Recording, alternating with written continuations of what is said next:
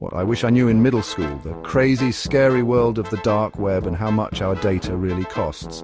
Welcome to the dark web, where your personal info is a hot commodity. A stolen credit card, just $5.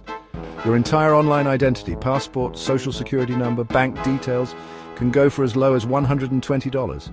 Even your Netflix account could be sold for a mere $1. Think your medical records are safe? Think again. They fetch around $50. Oh, scary, right? But why is it so cheap? Because the dark web is flooded with stolen data, making it a buyer's market. So how can you protect yourself? Use strong, unique passwords, enable two-factor authentication, and keep an eye on your bank statements. Stay safe out there, and remember, in the digital age, your data is gold. Protect it like it is.